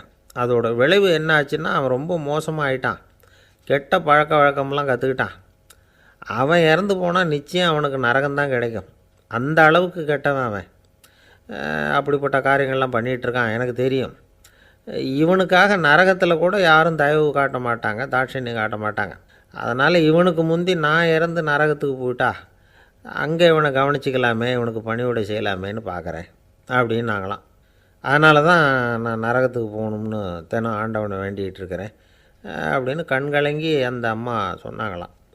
அதுதான் தாய் உள்ளம்ங்கிறது. தாயின் பெருமையை சரியாக உணர்ந்துட்டா அவங்களுக்கு எப்பவும் எந்த கஷ்டமும் வராது. இது ஏதோ உபதேசத்துக்காக சொல்கிற வார்த்தை இல்லை, உண்மையான வார்த்தை. இந்த விவரத்தையெல்லாம் நண்பர் ஒருத்தர்கிட்ட சொல்லிகிட்டு இருந்தேன். அவர் கொஞ்ச நாள் கழித்து என்னை தேடி வந்தார். அவர் கையிலேயும் 4 பல்லு வச்சுருந்தார். என்னங்க ஆச்சு, ஏதுங்க இந்த பல்லு அப்படின்னு விசாரித்தோம். உங்கள் உபதேசத்தை கேட்டுவிட்டு இந்த உலகத்தில் எல்லாரையும் தாயாக நினைக்க ஆரம்பிச்சிட்டேன். ஒரு அம்மாவை கடத்தரில் பார்த்து தாயேன்னு கூப்பிட்டேன். அவங்க உடனே பலார்னு என்னை அரைஞ்சிட்டாங்க, பல்லு விழுந்துட்டுது. அதை தான் பொறுக்கி எடுத்துக்கிட்டு நேராக உங்களை தேடி வந்துக்கிட்டு இருக்கிறேன்னார். தாயேன்னு தானே கூப்பிட்டீங்க, அதுக்கு ஏன் அரைஞ்சாங்க அப்படின்னு கேட்டோம். நான் தாயேன்னு கூப்பிட்டது அவங்க காதில் நாயேன்னு விழுந்துட்டு தான், அதுதான் அப்படி ஆயிட்டுது அப்படின்னார். ஊருக்கு வெளியில் அமைதியான ஒரு இடம், அங்கே ஒரு ஆசிரமம், அங்கே ஒரு சாமியார். அவர் தினமும் நல்ல போதனைகள்லாம் செய்வார். பல பேர் போய் அங்கேயே சில நாள் தங்கியிருந்து அவர் சொல்கிற அறிவுரைகளை எல்லாம் கேட்டுக்கிட்டு வர்றது வழக்கம். ஒரு தடவை அவரை பார்த்துட்டு போகிறதுக்காக 3 வெளியூர் தம்பதிகள் வந்தாங்களாம். அந்த மடத்திலேயே சாப்பிட்டுக்கிட்டு தங்கியிருந்து அவங்களுடைய போதனைகளை கேட்டுக்கிட்டு போகணுங்கிறது அவங்க நோக்கம். காலையில் குளிச்சுட்டு பூஜையில் உட்காந்தார் அந்த சுவாமி. இவங்களும் குளிச்சுட்டு அந்த பூஜையை பார்க்குறதுக்காக அவர் முன்னாடி உட்காந்தாங்க. பூஜை ஆரம்பமாச்சு. சம்பிரதாயப்படி அது ரொம்ப நேரம் நடந்துக்கிட்டே இருக்குது. இவங்களுக்கு நல்ல பசி இருந்தாலும் இந்த நேரத்தில் அதை எப்படி வெளியில் காட்டிக்கிறது? பேசாமல் இருந்தாங்க. அந்த சுவாமி பூஜையை முடித்தார். அதுக்கப்புறம் பேச ஆரம்பித்தார். பேச்சு அருமையாக தான் இருந்தது, அமிர்தமாக தான் இருந்தது. இருந்தாலும் இவங்களுக்கு இருக்கிற வயிற்று பசி அது சரியாக கவனிக்க விடலை. அந்த சுவாமியே இதை கவனித்ததாக தெரியல. இவங்களுக்கு மனசுக்குள்ளே ஒரு எண்ணம், உள்ளே சாப்பாடு தயாராகிட்டு இருக்கும் போல இருக்குது, இந்த பேச்சு முடிஞ்சதும் நம்மளை உள்ளே அழைச்சிட்டு போய் சாப்பாடு போடுவாங்கன்னு நினைக்கிறோம் அப்படின்னு இவங்களாம் நினச்சிக்கிட்டாங்க. ஆனால் சுவாமி இதை பற்றி எதுவுமே பேசலை, கண்டுக்கலை. ஒரு அம்மாவால் அதுக்கு மேலே சும்மா இருக்க முடியுமா? முடியல. சாப்பாட்டை கவனிக்கலாமா அப்படின்னு சொல்லி மெதுவாக ஆரம்பித்தாங்க. கவனிக்கலாமே அப்படின்னு உள்ளே அழைச்சிட்டு போனார் சுவாமி. இவங்க ரொம்ப அவசரமாக எழுந்திரிச்சு உள்ளே ஓடினாங்க. அங்கே ஒரு மேஜை மேலே ஒரு கிண்ணம் மூடி இருந்தது. இதுதான் சாப்பாட்டு மேஜை போல இருக்குது, இங்கே சாப்பாடு வந்துடும் அப்படின்னு நினச்சாங்க. உடனே போய் சுற்றி உட்காந்துக்கிட்டாங்க. சுவாமி அந்த கிண்ணத்தை எடுத்து அந்த அம்மா கிட்ட கொடுத்தார். அவங்க அதை வாங்கி மூடியை திறந்து பார்க்குறாங்க. உள்ளே ஒரு சாவி இருக்குது. ஓ சரிதான், இது சமையலறை சாவி போல் இருக்கு. அங்கே போய் அதை திறந்து சாப்பாட்டை நாமே எடுத்துக்கிட்டு வந்து இங்கே வச்சுக்கிட்டு சாப்பிட்ணும் போல் இருக்குது அப்படின்னு நினச்சாங்க. சாவி இருக்கு இல்லையா, வாங்க பூட்டு நிறையா காட்டுறேன் அப்படின்னு சுவாமி அவங்கள அழைச்சிட்டு போனார், காட்டினார். இவங்க அந்த அறையை ரொம்ப ஆவலோடு திறந்தாங்க. உள்ளே பார்த்தா அங்கே அரிசி, பருப்பு, விதவிதமான காய்கறி எல்லாம் இருக்குது. சமையலுக்கு வேண்டிய மிளகாய், எண்ணெய், பால், தயிர், நெய் இப்படி எல்லாமே இருக்குது. அடுப்பு, விறகு, நெருப்பு போட்டி அது கூட அங்கே இருக்குது. சாப்பாடு தயாராக இருக்கும்னு நினச்சிக்கிட்டு போனால் இப்படி இருக்குதே அப்படின்னு சொல்லி அதை பார்த்ததும் ரொம்ப சோர்ந்து போட்டாங்க அவங்க. சுவாமி என்ன இது சாப்பாடு இல்லையா அப்படின்னாங்க. அதுதான் சாப்பாட்டுக்கு வேண்டிய எல்லாம் இங்கே இருக்குதே. அடுப்பு மூட்டி நீங்கள் தான் அவங்கவுங்க ருசிக்கு தகுந்த மாதிரி சமைச்சிக்கணும். இந்த சன்னியாசிக்கு எப்படி சமைக்க தெரியும் அப்படின்னு கேட்டார் சுவாமி. சாப்பாடு தயாராக இருக்கும்னு நாங்கள் எதிர்பார்த்தோம் அப்படின்னாங்க. நீங்கள் இப்படி சொல்லுவீங்கன்னு நானும் எதிர்பார்த்தேன். இது வரைக்கும் நான் எவ்வளவோ தத்துவம்லாம் எடுத்து சொன்னேன். எல்லாத்தையும் விட இதுதான் அனுபவபூர்வமான தத்துவம். ஆண்டவன் நமக்கு நல்ல மனசை கொடுத்துருக்குறான், நல்ல வாய்ப்புகளையும் தந்திருக்கிறான், அதையெல்லாம் பயன்படுத்திக்கக்கூடிய மூளையையும் சிந்தனையையும் கொடுத்துருக்குறான். அதனால் அடுப்பை தான் நீங்கள் மூட்டணும். அடுப்பை நீங்கள் தான் மூட்டணும். உங்களுக்கு உகந்ததை நீங்கள் தான் சமைச்சு ருசித்து அனுபவிக்கணும். ஆண்டவனே அதை செஞ்சிகிட்டு இருக்க மாட்டான் அப்படின்னாராம் அந்த சுவாமி. நம்முடைய வாழ்க்கையில் பல நல்ல பலன்களை பெறுறதுக்கு நாம் தான் முயற்சி பண்ணணும். அதுக்குரிய சூழ்நிலையை தான் ஆண்டவன் கொடுப்பானே தவிர அதை விளக்கிறதுக்காக தான் அந்த சுவாமி அப்படி செஞ்சு காட்டியிருக்கிறார். இது ஒரு பெரியவர் இப்படி ஒரு விளக்கம் கொடுத்தார். அதுக்கப்புறம் அந்த 3 தம்பதிகளும் தெளிவடைஞ்சுட்டாங்களாம். நாம் தெளிவடைகிறது எப்போங்கிறது தான் தெரியல அப்படின்னு பல பேர் இதை கேட்டுட்டு சொல்லிகிட்டு இருக்கிறாங்க. இந்த கதையை நம்முடைய நண்பர் ஒருத்தர்கிட்ட சொன்னேன். அந்த நண்பர் ரொம்ப சந்தோஷப்பட்டார். நீங்கள் சொல்கிறது கரெக்டு சார், ஆனால் நான் அதை விட ஒரு படி மேலே சார். எனக்கெல்லாம் அரிசி, பருப்பு இருக்கிற ரூம் எதுன்னு கையை காட்டிட்டா போதும். உடனே கிண்ணத்துலேருந்து சாவியை எடுத்து கொடுக்கணுங்கிற அவசியம்லாம் இல்லை எனக்கு. அப்புறம் எப்படி ரூமை திறந்துருவீங்க அப்படின்னு கேட்டேன். பூட்டை உடச்சி திறந்துருவேன், அதுதான் எனக்கு பழக்கம் அப்படிங்கிறார். ஐயா, என்னுடைய நூல் வெளியீட்டு விழாவுக்கு அவசியம் நீங்கள் வரணும் அப்படின்னு கூப்பிட்டார் ஒருத்தர். எப்போ வரணும்னு கேட்டேன். அடுத்த வாரம்னார். சரி, புத்தகம் தயாராகிட்டுதா அப்படின்னேன். நாளைக்கு தான் அச்சிக்க கொடுக்க போகிறேன்னார். என்னங்க இது, புத்தகம் அச்சிடுறதுக்கு முன்னாடியே அழைப்புதழை அச்சடிச்சு விட்டீங்களே அப்படின்னு கேட்டேன். அதனால் என்னங்க, அந்த காலம் மாதிரியா அப்போல்லாம் அச்சுக்கலை எவ்வளவோ முன்னேறியாச்சுங்க. Linotype, monotype, phototype, laser இப்படி என்னென்னமோ வந்தாச்சு. இன்றைக்கி கொடுத்தா நாளைக்கே புத்தகம் தயார் அப்படின்னார். இப்படி இந்த அளவுக்கு முன்னேறி இருக்கிற இந்த அச்சுக்கலை ஆரம்பத்தில் எப்படி இருந்தது தெரியுமா?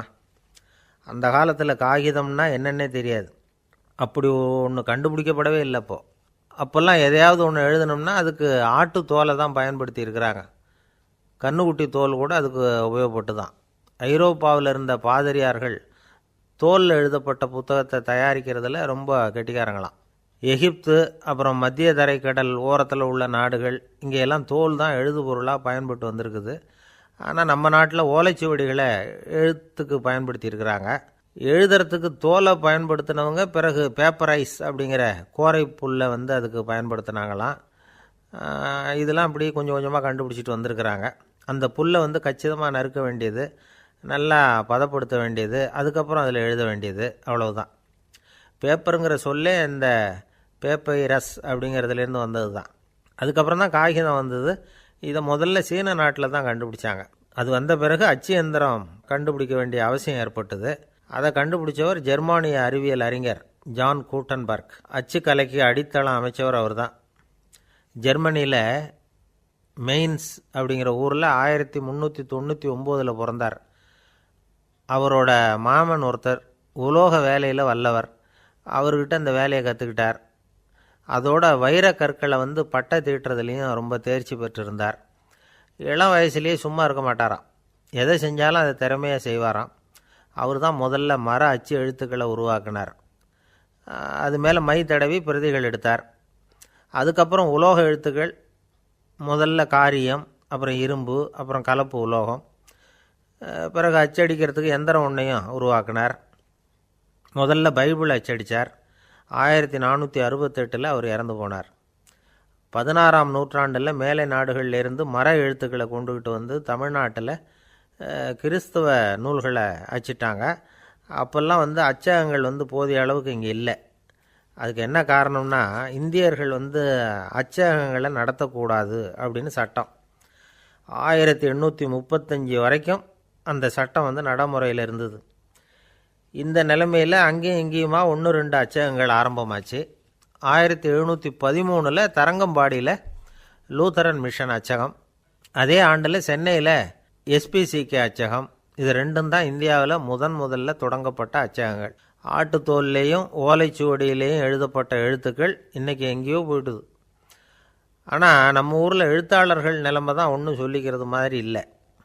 நம்ம ஆள் ஒருத்தர் சொன்னார், சார் நான் சொந்தத்தில் ஒரு அச்சாஃபீஸ் வச்சுருந்தேன், இப்போவும் வச்சுருக்கிறேன். அதனால் என்னுடைய படைப்புகளை புத்தகமாக வெளியிடுறதில் எனக்கு ஒன்றும் கஷ்டம் இல்லை. வருஷத்துக்கு ஒரு புத்தகம் எழுதி வெளியிட்டுருவேன். 15 வருஷமாக இலக்கிய உலகத்துக்கு இப்படி சேவை செஞ்சுக்கிட்டு வர்றேன். ஆனால் இந்த வருஷம்தான் வாசகர்கள் எனக்கு பாராட்டு விழா நடத்தியிருக்கிறாங்க அப்படின்னார். இந்த வருஷம் அப்படி என்ன விசேஷம் அப்படின்னு கேட்டோம். இந்த வருஷம்தான் நான் எந்த புத்தகம் எழுதி வெளியிடாமல் இருந்தேன், அதுக்காகத்தான் எனக்கு இந்த பாராட்டு விழா அப்படின்னார். ஒரு நண்பர் இருக்கார், எப்போ பார்த்தாலும் கையில் ஒரு புத்தகம் இருக்கும். புத்தகம் இல்லாமல் எங்கேயும் புறப்பட மாட்டார். எதுக்காக இப்படி எடுத்துகிட்டு போகிறீங்க அப்படின்னு கேட்டால், எனக்கு இது ஒரு நல்ல நண்பன் மாதிரி, இந்த காலத்தில் எங்கே போனாலும் காத்திருக்க வேண்டியிருக்கு, அது மாதிரி சமயத்தில் நான் நண்பன் கூட பேசிக்கிட்டு இருப்பேன் அப்படிம்பாரான். ஒருத்தர் ஒரு பெரிய அரச பதவியில் இருந்தார். அவர் பதவியிலேருந்து இறங்க வேண்டிய சூழ்நிலை. அரசு கொடுத்துருந்த வீட்டை விட்டுட்டு வெளியில் வர்றார்.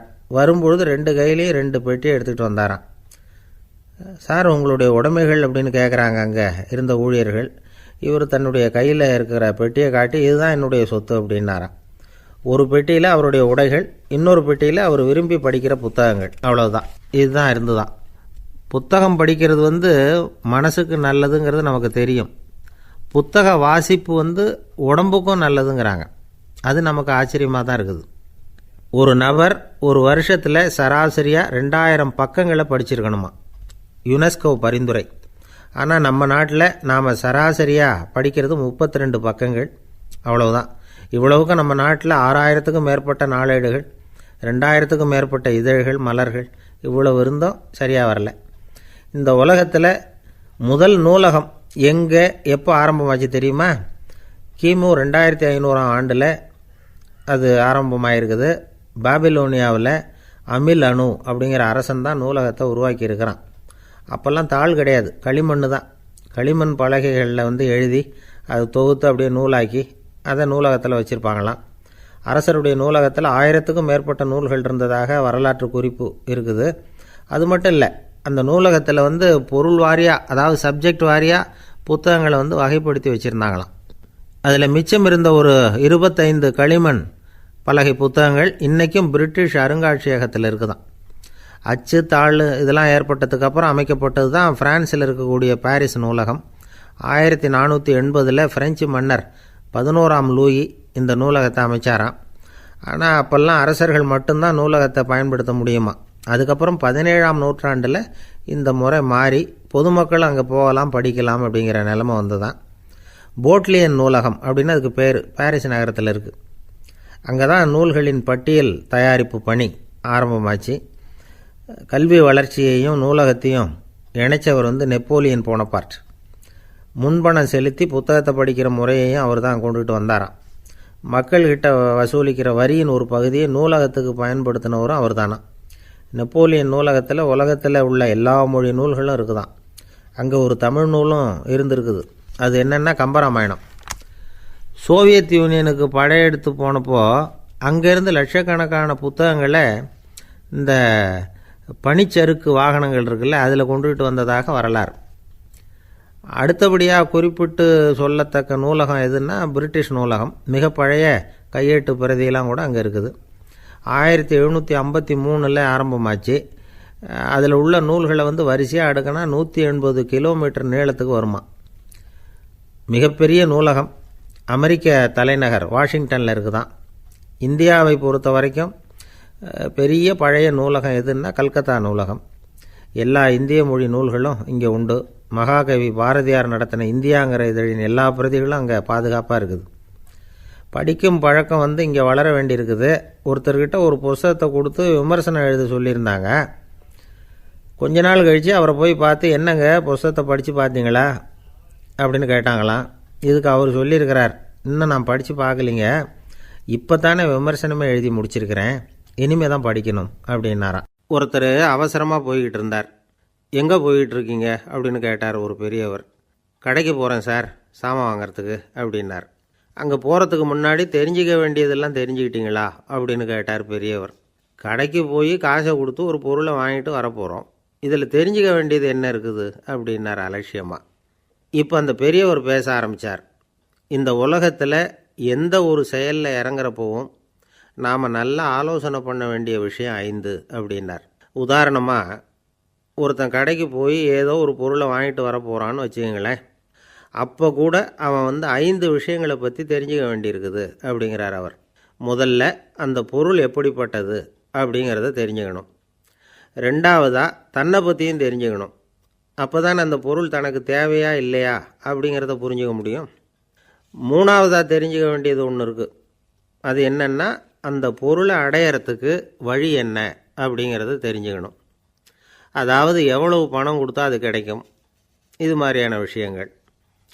நாலாவதாக அந்த பொருளை அடையிறது மூலமாக நாம் அடையக்கூடிய பயன் என்ன அப்படிங்கிறதையும் உணரணும். அஞ்சாவது, அந்த பொருளை அடையிறதுல இருக்கக்கூடிய தடை எது அப்படிங்கிறதையும் நாம் தெரிஞ்சுக்கணும். பெரியவர் பேசுகிறது ஏதோ தத்துவம் மாதிரி தெரியுது இல்லையா? தத்துவம்தான். அதாவது இப்படி உலகியல் வாழ்க்கையில் சின்ன சின்ன விஷயங்கள்லேயே நாம் 5 விஷயங்களை தெரிஞ்சுக்க வேண்டியிருக்குது. அது ரொம்ப அவசியமாக இருக்குது. பேரின்ப நிலைன்னு சொல்கிறாங்கள்ல, அது மாதிரி பெரிய சமாச்சாரங்கள்லேயும் இந்த 5 விஷயங்களை நாம் தெரிஞ்சுக்க வேண்டியிருக்குது. அதுக்கு பேர் என்னன்னா அர்த்த பஞ்சகம். வைணவ சமயத்தில் அர்த்த பஞ்சகம்ங்கிறது ரொம்ப பெரிய விஷயம். கடைக்கு போகிறது மாதிரி கடவுளை பார்க்க போகிறப்பவும் நாம் 5 விஷயங்களை தெரிஞ்சுக்கணுமா. முதல்ல பரம்பொருள் அப்படிங்கிறது என்ன, அதோட தன்மைகள் என்ன, இதை தெரிஞ்சுக்கணும். இதுக்கு பேர் என்னென்னா பரமாத்ம ஸ்வரூபம் அப்படின்னு பேர். ரெண்டாவது, நாம் யார், நம்மோட தன்மை என்ன அப்படிங்கிறத தெரிஞ்சுக்கணும். நான் யாருன்னு எனக்கே தெரியலங்கிறப்போ இதை நான் சொல்கிறேன்னு இது என்னுடையதுன்னு சொல்கிறது தப்பு தானே. அப்புறம் மூணாவது விஷயம், பரம்பொருளை நாம் அடையிறதுக்கு வழி எது, இதை தெரிஞ்சுக்கணும். இது உபாய ஸ்வரூபம் அப்படின்னு பேர். நாலாவது விஷயம், நாம் அடைய வேண்டிய பயன்கள் என்ன அப்படிங்கிறத தெரிஞ்சுக்கிறது. இதுக்கு புருஷார்த்தம் அப்படின்னு பேர். அஞ்சாவது, அந்த பயனை அடைய விடாமல் தடுக்கிற தடைகள் யாவை அப்படிங்கிறத தெரிஞ்சுக்கிறது. இது விரோதி ஸ்வரூபம். இதைத்தான் தடையியல் அப்படின்னு சொல்கிறாங்க. அதாவது பரமாத்மாவை பற்றிய அறிவு, ஜீவாத்மாவை பற்றிய அறிவு, உபாயம் பற்றிய அறிவு, புருஷார்த்தம் பற்றிய அறிவு, இந்த 4 அறிவுக்கும் எதிரடையாக, அதாவது அதையெல்லாம் தப்பாக புரிஞ்சுக்கிறதால உண்டாகக்கூடிய அறிவு விரோதி ஸ்வரூபம். என்ன இது தகவலில் ஏதாவது கதை சொல்லுவீங்கன்னு பார்த்தா ஏதோ தத்துவம் பேசிகிட்டு இருக்கிறீங்களே அப்படின்னு நினைக்கலாம். இதுவும் தெரிஞ்சிக்க வேண்டிய ஒரு பெரிய விஷயந்தான். காதில் போட்டு வச்சா எப்போவாவது உபயோகப்படும். என்னுடைய நண்பர் ஒருத்தர் ஒரு நாள் என்கிட்ட சொன்னார், சார், அடுத்த மாதம் தஞ்சாவூரில் ஒரு கல்யாணம், போகிறதா வேண்டாமா அப்படின்னு ஒரே குழப்பமாக இருக்குது அப்படின்னார். நான் உடனே இந்த அர்த்த பஞ்சக உபதேசம் பண்ண ஆரம்பித்தேன். அவர் எல்லாத்தையும் பொறுமையாக கேட்டுவிட்டு, சரி சார், நான் போகிறதுன்னு முடிவு பண்ணிவிட்டேன்னார். எப்படி இந்த முடிவுக்கு வந்தீங்க அப்படின்னு கேட்டேன். அவர் சொன்னார், சார், அந்த 2வது பாயிண்ட் ஒன்று சொன்னீங்களே, அதை புரிஞ்சுக்கிட்டதுக்கு அப்புறம்தான் இந்த முடிவுக்கு வந்தேன் அப்படின்னார். என்ன 2வது பாயிண்ட்டுன்னு? அதாவது தன்னை பற்றி புரிஞ்சுக்கணும் அப்படின்னு சொன்னீங்க. உடனே என்னை பற்றி புரிஞ்சுக்கிட்டேன், நான் யாருங்கிறது எனக்கு தெரிஞ்சுது, உடனே போகிறது தான் நல்லதுன்னு முடிவு பண்ணிவிட்டேன்னார். நீங்கள் யாருன்னு கேட்டேன். நான் தான் சார் அந்த கல்யாணத்தில் தாலி கட்ட வேண்டிய மாப்பிள்ளை அப்படின்னார். அந்த காலத்தில் அண்ணாமலை ரெட்டியார்னு ஒருத்தர் இருந்தார். அவர் வெங்கனூர் அப்படிங்கிற கிராமத்தில் இருந்தார். அங்கேருந்து விருத்தாசலம் கோவிலுக்கு தவறாமல் போயிட்டு வந்துக்கிட்டு இருந்தார். இடையில் வெள்ளாறு, அதில் ஒரு சமயம் வெள்ளம் வந்துட்டுது. இவரால் போக முடியல. அதோட விளைவு வெங்கனூர்லேயே ஒரு கோவில் கட்டணும் அப்படின்னு முடிவு பண்ணார், சிவாலயம். அந்த சமயத்தில் வடநாட்டில் பஞ்சம்.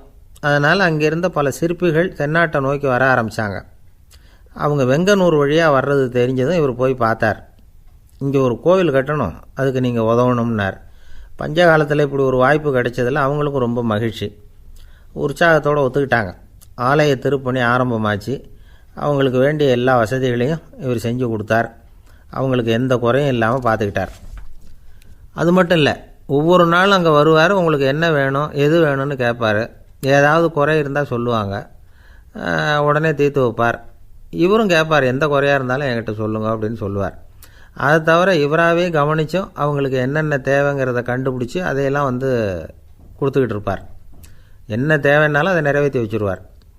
அந்த சிற்பிகளின் தலைவன் ஒருத்தன், அந்த ஆளுக்கு வெத்தலை பாக்கு போடுறது பழக்கம். இதை தெரிஞ்சுக்கிட்டு அதுக்காகவே ஒரு ஆளை ஏற்பாடு பண்ணார். வேணுங்கிறப்போலாம் நீ வெத்தலை சீவல் மடித்து கொடுக்க வேண்டியது உன் வேலை அப்படின்னு ஒருத்தனை ஏற்பாடு பண்ணிட்டார். இப்படியெல்லாம் செஞ்சதும் அவங்களுக்கும் ரொம்ப உற்சாகம். ரொம்ப பொறுப்பாக சிற்ப வேலைகளை செஞ்சுக்கிட்டு இருக்கிறாங்க. ஒரு நாள் என்னாச்சு தெரியுமா? அந்த சிற்பிகளின் தலைவன் ரொம்ப நுணுக்கமாக ஒரு வேலையை செஞ்சுக்கிட்டு இருக்கிறான். சாரம் போட்டு அது மேலே படுத்துக்கிட்டு அண்ணாந்து பார்த்து உச்சியில் நுணுக்கமான சிற்பங்களை உருவாக்கிக்கிட்டு இருக்கான். சிற்பியின் கவனம் செதறப்படாதுங்கிறதுனால இவர் மெதுவாக சத்தம் போடாமல் கிட்ட போய் நின்று அதை கவனிச்சிக்கிட்டு இருக்கிறார். அந்த சிற்பி வழக்கம் போல் வெத்தலை பாக்குக்காக இடது கையை கீழே நீட்டினான். அந்த சமயம் பார்த்து அவருக்கு தாம்பூலம் கொடுக்குறவன் அங்கே இல்லை, எங்கேயோ போயிருக்கிறான். அண்ணாமலை ரெட்டியார் என்ன பண்ணார் தெரியுமா? தனக்காக கொடுக்கப்பட்ட தாம்பூலத்தை வாங்கி சிற்பியின் கையில் கொடுக்குறார். அவன் வாங்கி போட்டுக்கிட்டான். இது என்ன இன்னைக்கு வெத்தலை சீவல் வேறு மாதிரி இருக்குது, வாசனை தாம்பூலமாக இருக்குது அப்படின்னு யோசனை பண்ணிவிட்டு கீழே திரும்பி பார்க்குறார். பார்த்தா ரெட்டியார் மறுபடியும் சிற்பி கை நீட்டும் பொழுது கொடுக்கறதுக்காக தாம்பூலத்தை மடித்து வாங்கி வச்சுக்கிட்டு தயாராக நிற்கிறார். சிற்பிக்கு அதிர்ச்சி. உடனே பொத்துன்னு கீழே குதிச்சான். ஐயா, என்ன இது நீங்களா அப்படின்னா. இவர் சொன்னார், நான் ஒன்றும் தப்பு பண்ணலையே, உன்னுடைய கை புண்ணியம் செஞ்ச கை, கோயில் கட்டுற கை, அந்த கைக்கு தாம்பூலம் கொடுக்கறதுல என்ன தப்பு அப்படின்னாராம். ஏற்கனவே பஞ்சத்தில் அடிபட்டு வந்த எங்களை நீங்கள் ஆதரித்ததே பெரிய விஷயம். இந்த செயல் என்னை ஒரு பெரிய கடனாளி ஆக்கிவிட்டுது. ஐயா, எங்களுக்கு உணவு உடை இதை மட்டும் நீங்கள் கொடுத்தா போதும், ஊதியம்னு எதுவும் வாங்க மாட்டோம் அப்படின்னு நானும். அந்த சிற்பி எவ்வளவோ வற்புறுத்தியும் எதுவும் வாங்கிக்கலையாம். இந்த செய்தியை தமிழ் தாத்தா டாக்டர் ஊவேசா சொல்லியிருக்கிறார். அந்த காலத்தில் எப்படிப்பட்டவங்கள்லாம் வாழ்ந்துருக்கிறாங்க பாருங்கள். இந்த காலத்தில் ஒருத்தர் கோவில் கட்டினார், வேலை செய்கிற எல்லாருக்கும் சாப்பாடு போடுவார். சிற்ப வேலை செஞ்சுட்டு சாப்பிட வர்ற ஒவ்வொருத்தர் கையையும் அன்பாக பிடிச்சி முத்தம் கொடுத்து உள்ளே அனுப்புவார். அந்த கைகளுக்கு நீங்கள் கொடுக்குற மரியாதையாது அப்படின்னு கேட்டாங்க. அது இல்லைங்க, ஏற்கனவே முதல் பந்தியில் சாப்பிட வந்தவன் மறுபடியும் வர்றானான்னு கண்டுபிடிக்கிறதுக்காக கையை பிடிச்சி மோந்து பார்க்குறேன் அப்படின்னாராம் அவர். பிரம்மத்தை அறிந்தவன் பிரம்மமாகறான் அப்படின்னு ஒரு பெரியவர் பேசினார் ஒரு கோவிலில். தைத்திரிய உபனிஷத்து அப்படி சொல்லுதான். இதை கேட்கும்பொழுது நமக்கு ஒரு சந்தேகம் வரும். அது எப்படி? பிரம்மத்தை அறிந்தவன் பிரம்மம் ஆகிறான்னா, சிங்கத்தை அறிந்தவன் சிங்கம் ஆகிறானா, தோசையை அறிந்தவன் தோசை ஆகிறானா? இப்படிப்பட்ட சந்தேகம் நமக்கு வர்றதில் ஒன்றும் ஆச்சரியம் இல்லை. இது இயற்கை. இதுக்கும் அந்த பெரியவரே பதில் சொல்கிறார். சிங்கம் வேற, நாம் வேற. அதனால் சிங்கத்தை அறிந்தவன் சிங்கமாக மாட்டான். ஆனால் பிரம்மம் வேற, நாம் வேற இல்லை. அதனால் பிரம்மத்தை அறிந்தவன் பிரம்மமாகறான் அப்படிங்கிறது அவரோட விளக்கம். மனிதன் அவன்தான் தான் பிரம்மங்கிறது தெரியாதனால தான் அதை வேற எங்கேயோ தேடிட்டு இருக்கிறான். கடைசியில் அது தான் தாங்கிறது புரிஞ்சுக்கிற பொழுது அவன் பிரம்மம் ஆகிடுறான். இதை விளக்கிறதுக்கு ஒரு உபநிஷத்து கதையே இருக்குது. நமக்கு தெரிஞ்ச கதை தான், ஆனால் அதை வேறு விதமான அர்த்தத்தில் விளையாட்டாக சொல்லிகிட்டு இருக்கிறோம்.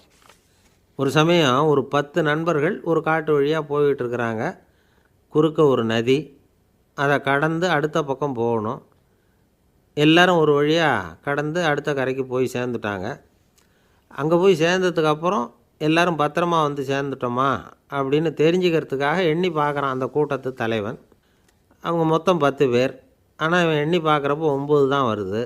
ஏன்னா அவன் தன்னை விட்டுவிட்டான். எதிரில் நிற்கிறவங்கள மட்டுமே எண்ணுறான். ஐயோ 10வது ஆள் எங்கேங்கிறான், பதறான். சரி நீ இரு, நான் எண்ணி பார்க்குறேன்னு சொல்லிவிட்டு இன்னொருத்தன் எண்ணுறான். அவனும் தன்னை விட்டுட்டு எண்ணுறான். 9 தான் வருது. எல்லோரும் கொய்யோ முறையோன்னு கத்த ஆரம்பிச்சிட்டாங்க. அந்த சமயத்தில் ஒரு பெரியவர் அந்த பக்கமாக வர்றார். என்ன விஷயம்னு விசாரிக்கிறார். 10வது ஆளை 6 அடிச்சுட்டு போட்டுது அப்படின்னு சொல்லி இவங்க அழறாங்க. சரி அழாதீங்க அப்படின்னு சொல்லி அந்த தலைவனை பார்த்து இப்படி வாங்குறார். வர்றான். இப்போ எனக்கு முன்னாடி ஒரு தரம் எண்ணு பார்க்கலாம்ங்கிறார். 1 2 3ன்னு ஆரம்பித்து 9ல் வந்து முடிக்கிறான். உடனே பெரியவர் நீ தான் அந்த 10வது ஆள் அப்படிங்கிறார். இது உண்மை. நாம் தான் அது. நாம் தான் நம்மளை வேறு எங்கேயோ தேடிகிட்டு இருக்கிறோம். நாம் எங்கேயோ தேடிகிட்டு இருக்கிறோமே, அந்த பிரம்மம் நாம் தான். இப்படி ஒரு பெரிய உண்மையை விளக்கிறதுக்காக தான் அப்படி ஒரு கதை சொல்லப்பட்டது. ஆனால் அதை வந்து நாம் வேறு விதமாக வேடிக்கையாக உபயோகப்படுத்திக்கிட்டு இருக்கிறோம். எப்படி தெரியுமா? ஒரு ஆத்தங்கரையில் ஒரு 10 பேர் முழிச்சுக்கிட்டே நின்றுக்கிட்டு இருந்தாங்களாம். அந்த பக்கமாக வந்த ஒருத்தன் ஏன் இப்படி முழிச்சுக்கிட்டு நிற்கிறீங்கன்னு கேட்டிருக்கிறான். எங்களுக்கு நீச்சல் தெரியாது, நாங்கள்லாம் அடுத்த கரைக்கு போய் சேரணும் அப்படின்னாங்களாம். சரி, நான் கொண்டுட்டு போய் விட்றேன். எல்லாரும் அக்கறைக்கு போய் சேர்ந்த உடனே ஆளுக்கு ₹1 வீதமாக மொத்தம் ₹10 எனக்கு கொடுக்கணும் அப்படின்ட்டுருக்கான் இவன். சரின்னு ஒத்துக்கிட்டாங்க. இவன் ஒவ்வொருத்தராக கையை பிடிச்சி மெதுவாக ஆற்றுல இறக்கி அழைச்சிட்டு போயிட்டான். 9 பேரை கரை சேர்த்துட்டான். 10வது ஆள் பாதி ஆற்றுல போயிட்டு இருக்கிறப்போ திடீர்னு வெள்ளம் வந்துட்டுது. புடி நழுவி போச்சு. கையை விட்டுட்டான். வெள்ளம் அடிச்சிட்டு போட்டுது. அழைச்சிட்டு வந்தவன் நீச்சல் அடித்து தடுமாறி கரைக்கு வந்து சேர்ந்துட்டான். கரையில் இருந்தவங்களுக்கு இந்த விஷயம் தெரியாது. இருந்தாலும் இவன் உடம்பு பூரா நனைஞ்சி கொஞ்சம் அதிகமாக மூச்சு வாங்க நின்றுக்கிட்டு இருந்தானா, ஏங்க ஏன் இப்படி மூச்சு வாங்குது, என்ன விஷயம் அப்படின்னு கேட்டாங்களாம். அதுக்கு இவன் கொஞ்சமாக அலட்டிக்காமல் சொன்னானா, வேறு ஒன்றும் இல்லை, நீங்கள் கொடுக்க வேண்டிய ₹10ல் ₹1 குறைஞ்சி போச்சு, அவ்வளவுதான் அப்படின்னானா. ஒரு ஆள் ராமகிருஷ்ணரை தேடி வந்தான். அவன் கையில் 1000 பொற்காசுகள் வச்சுருந்தான். அதை அவர்கிட்ட கொடுத்து இதை ஏற்றுக்கணும் அப்படின்னு ரொம்ப பணிவாக கேட்டுக்கிட்டான். அவர் பார்த்தார், இது எனக்கு தேவையில்லை, ஆனாலும் உன்னுடைய மனசை புண்படுத்துறதுக்கு நான் விரும்பலை, அதனால் நீ கொடுக்குறத வாங்கிக்கிறேன்னார். வாங்கிக்கிட்டார். அப்புறம் கேட்டார், இதை பாரு, இனிமேல் இதெல்லாம் என்னுடையது தானே அப்படின்னார். ஆமாம், அதையெல்லாம் நான் உங்களுக்கே கொடுத்துட்டேன்னா அவன். சரி, இப்போ நீ எனக்காக ஒரு காரியம் பண்ணணும்னார். என்ன செய்யணும்னு சொல்லுங்கன்னா, இந்த நாணயங்களையெல்லாம் எடுத்துக்கிட்டு போய் கங்கை நதியில் எரிஞ்சுட்டு வா அப்படின்னார். இவனுக்கு அதிர்ச்சியாக போச்சு. என்ன பண்ணுறது? இனிமேல் அது முடியாதுன்னு சொல்ல முடியாது. ஏன்னா அந்த நாணயங்களையெல்லாம் அவருக்கே கொடுத்துட்டான். இனிமேல் அதெல்லாம் இவனுடையது இல்லை. பேசாமல் அவ்வளவே அள்ளிக்கிட்டு ஆத்தங்கரைக்கு போனான். போனவன் ரொம்ப நேரம் திரும்பியே வரல. ராமகிருஷ்ணருக்கு சந்தேகம், என்ன ஆச்சு அந்த மனுஷனுக்கு? காசுகளோடு அந்த கங்கையில் குதிச்சுட்டானா? போகும்பொழுதே ஒரு மாதிரியாக தான் போனான். போய் என்னன்னு பார்த்துட்டு வாங்க அப்படின்னார். அங்கே இருந்த ஒருத்தர் ஓடி போய் பார்த்தார். அவர் போய் பார்க்கும்பொழுது அவன் அங்கேயே இருந்தான். அதுக்கப்புறம் அவர் திரும்பி வந்தார். வந்து விவரத்தை சொன்னார். அதாவது அவன் கங்கை கரையில் உட்காந்துக்கிட்டு ஒவ்வொரு நாணயமாக 1 2ன்னு எண்ணி வீசிக்கிட்டு இருக்கிறான். அவனை சுற்றி ஒரு கும்பல் நின்றுக்கிட்டு அவனை தடுத்துக்கிட்டு இருக்குது அப்படின்னு விவரத்தை சொன்னார் போயிட்டு வந்தவர். இதை கேட்டதும் ராமகிருஷ்ணரே புறப்பட்டு அங்கே போனாராம். என்ன இப்படி பண்ணிகிட்ருக்கிற? நான் உன்னை அந்த நாணயங்களை கங்கையில் வீசி எறிய சொன்னேன், நீ ஏன் அதை எண்ணிக்கிட்டு இருக்கிற அப்படின்னார். பழக்கம்தான் காரணம். நான் ஒவ்வொரு நாளும் ஒவ்வொன்றா சேமித்து வச்சேன். இன்றைக்கி என்கிட்ட நிறைய இருக்குது. உங்களுக்கு ஒரு 1000 நாணயங்களை கொடுக்கணுங்கிறது என்னோடய ஆசை அப்படின்னா. இப்போ ராமகிருஷ்ணர் சொன்னார், ஒரே நேரத்தில் எல்லாத்தையும் சம்பாதிச்சிருந்தா நீ எண்ணுறது பொருத்தமாக இருக்கும். எல்லாத்தையும் இழக்கும்போது ஒவ்வொன்றா எண்ணிக்கிட்டு இழக்கிறதுங்கிறது சரியான செயல் இல்லை. அதனால் ஒரே தடவையாக எல்லாத்தையும் தூக்கி எறிஞ்சிடும் அப்படின்னார். இது இழப்பது அப்படிங்கிற ஒரு உயர்ந்த நிலை. இதை நாம் யதார்த்த வாழ்க்கையில் சம்மந்தப்படுத்தி பார்த்து குழப்பிக்கிட்டு இருக்கக்கூடாது. இழக்கிறேன்னு சொல்லிக்கிட்டு இருக்கிற காசையெல்லாம் ஆற்றுலையும் குளத்துலையும் கொண்டு போய் எரிஞ்சிட்டு வாங்க அப்படின்னு உபதேசம் பண்ணுறதாக யாரும் நினச்சிடக்கூடாது. இதில் நாம் புரிஞ்சிக்க வேண்டியது என்னென்னா, எதையாவது ஒன்றை இன்னொருத்தருக்கு கொடுக்கணும் அப்படின்னு விருப்பப்பட்டால் அதை மனப்பூர்வமாக கொடுத்துட்டு அதையே நினச்சிக்கிட்டு இருக்கக்கூடாது. நம்மால் ஒருத்தர் ஒரு ₹100 நோட்டை தன்னுடைய நண்பர் ஒருத்தர்கிட்ட கொடுத்து, இது உனக்கு தான் வச்சுக்கோ அப்படின்னார். அவர் பார்த்தார், இது இனிமேல் எனக்கு தானே சொந்தம் அப்படின்னார். ஆமான்னார் அவர். அப்படின்னா எனக்காக நீ ஒரு உதவி செய்யணும்னார். சொல்லுங்கள் செய்கிறேன்னார் அவர். இந்த ₹100 நோட்டை தீ வச்சு கொளுத்தி விடுன்னார். இவர் அதிர்ச்சியாகி அவரை பார்த்தார். இப்போ அவர் சொன்னார், நீ எனக்கு அன்பாக கொடுத்தது இது, இந்த நோட்டு கள்ள நோட்டுங்கிறது எனக்கு முன்னாடியே தெரியும், சீக்கிரம் கொளுத்தி விடு, அதுதான் நம்ம 2 பேருக்குமே நல்லது அப்படின்னாராம் அவர். ஏங்க எங்கே போயிட்டு வரீங்க அப்படின்னு கேட்டேன். எனக்கு வேண்டப்பட்ட ஒருத்தரை பார்த்து. ஆஸ்பத்திரிக்குன்னார். எந்த ஆஸ்பத்திரிக்குன்னே? மாட்டு ஆஸ்பத்திரிக்குன்னார். என்ன விஷயம்னே? மாமனாருக்கு உடம்பு சரியில்லை, அதுதான் மாட்டு ஆஸ்பத்திரிக்கு போயிட்டு வரேன்னார். அட பாவி, அதுக்கு அந்த ஆஸ்பத்திரிக்காக போவாங்க அப்படின்னு ஆச்சரியமா. அது இல்லைப்பா, முதல்ல எங்கள் குடும்ப டாக்டர் தான் தேடிக்கிட்டு போனேன். அவர் அந்த நேரத்தில் அவர் வளர்க்குற நாய்க்குட்டிக்கு உடம்பு சரியில்லைன்னு சொல்லி அதை தூக்கிக்கிட்டு மாட்டு ஆஸ்பத்திரிக்கு போயிட்டாராம் சொன்னாங்க. அதனால் அங்கே போய் அவரை சந்தித்து விஷயத்தை சொல்லிவிட்டு வர்றேன்னார். அப்புறம் தான் எனக்கு கொஞ்சம் நிம்மதியாக இருந்தது. பொதுவாக நமக்கு தெரிஞ்ச வரையில் டாக்டர்கள் 2 வகை. நமக்கு வைத்தியம் பண்ணுற டாக்டர்கள் ஒரு வகை, நம்மக்கிட்ட இருக்கிற ஆடு மாடு கோழிக்கு வைத்தியம் பண்ணுற டாக்டர்கள் ஒரு வகை. இப்போ தான் எனக்கு தெரியும் இன்னொரு வகையான டாக்டர்களும் உண்டுங்கிறது. அது யாருன்னா பூச்சிகளுக்கு வைத்தியம் பண்ணுற டாக்டர்கள், அதாவது பூச்சி டாக்டர்கள். வெளிநாடுகளில் அப்படிலாம் கூட சில பேர் இருக்கிறாங்க. பிரிட்டனில் யார்க்ஷயர் வட்டாரத்தில் ராதர்ஹாம் அப்படின்னு ஒரு ஊர். அங்கே ஒரு விலங்கியல் மருத்துவர் பேர் டாக்டர் லான்ஸ் ஜெப்சன். அவர் ஆஸ்பத்திரி வாசலில் பார்த்தீங்கன்னா தினமும் நிறைய பேர் நின்றுக்கிட்டு இருப்பாங்க. கையில் கண்ணாடி குடுவை, தகர டப்பா இப்படி ஏதாவது இருக்கும். அதுக்குள்ளே ஏதாவது பூச்சிகள் இருக்கும். அதுக்கு வைத்தியம் பண்ணுறதுக்காக வந்தவங்க தான் அவங்கெல்லாம். சிலந்தி பூச்சி, பல்லி, தேளு, பாம்பு இப்படி ஏதாவது இருக்கும். பொழுதுபோக்காக சில பேர் நாய், பூனை, கிளி, மைனா, புறா இப்படி ஏதாவது வளர்க்குறாங்கல்ல, அது மாதிரி இப்போல்லாம் தேளு, பல்லி, பாம்பு, பூச்சி இதையெல்லாம் வளர்க்க ஆரம்பிச்சிட்டாங்களாம். இது ஒரு புது ஃபேஷன். இப்போ கூண்டுக்குள்ளே டப்பாக்குள்ளே போட்டு வளர்க்குறது, அதுக்கு ஏதாவது நோய் வந்துட்டுதுன்னா வைத்தியம் பண்ணுறதுக்கு டாக்டர்கிட்ட வந்துட வேண்டியது, இப்படி இந்த பழக்கம்லாம் நிறையா வந்துட்டுது. ரத்தம் உறிஞ்சிற அட்டைகள் கூட இவங்ககிட்ட வைத்தியத்துக்கு வருதான்.